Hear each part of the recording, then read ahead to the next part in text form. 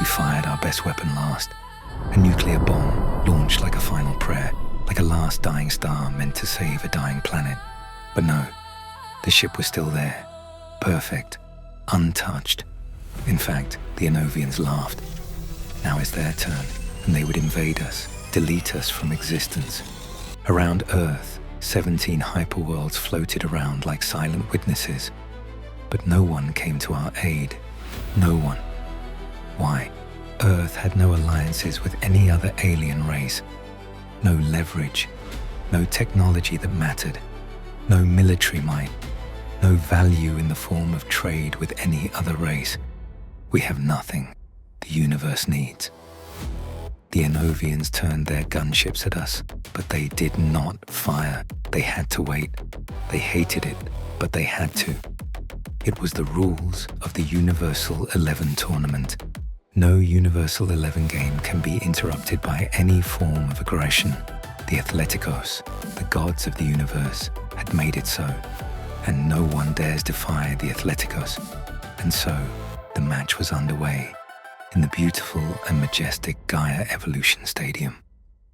The game known to humans in 2089 as the last game on Earth.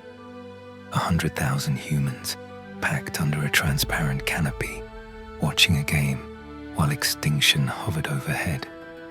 The Earth team was the worst team in the universe, and the Anovian players were bullying us. It was no surprise that Earth was losing. The Anovians could end the contest at any time, but they were predators, and predators loved tormenting their prey. Hope was drying up fast, and then he arrived, his white hair flowing in the wind. The Messiah, the embodiment of hope itself, Reiner's craft. The Anovians laughed once more like how they laughed at our nuclear bomb. But they stopped laughing when Reiner's touched the ball. In seconds, he tore through them like their size meant nothing. He played simple, almost insulting in how basic it was. He equalized. Ecstasy exploded amongst the Earth fans. No one was running anymore. In the face of death, people can become courageous.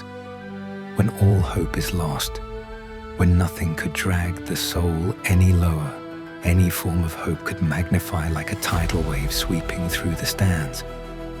Then at the peak of it all, Reiner's raised his hand. He signaled to come off. The stadium went quiet in a way that felt worse than panic.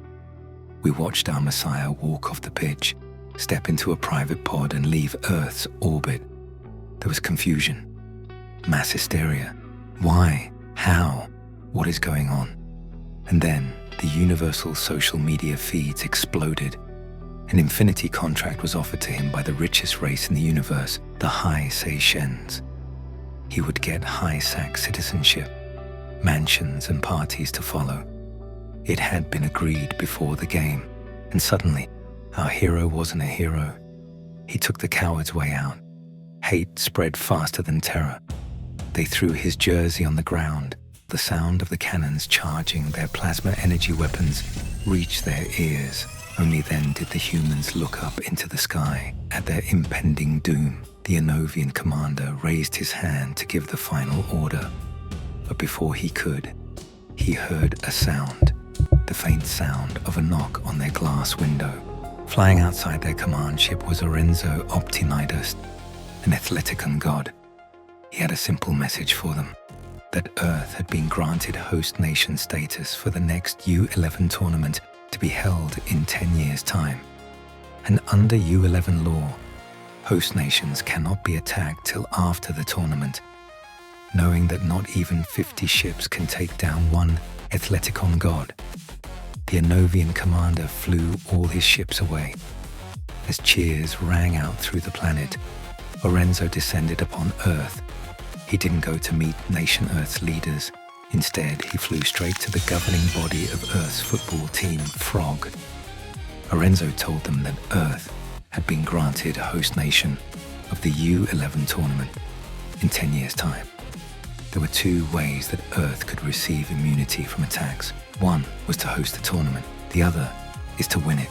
Orenzo asked them if they knew the only solution to ensure mankind's survival. A fool answered. By hosting the best U11 tournament we have ever hosted. No. By winning it. Frog officials began to panic. They were already booking their flight out of Earth 10 years in advance. There was no way Earth, the worst team in the universe, could ever win the U11 tournament. But that's because they haven't met the boy genius yet. Z. Kraft.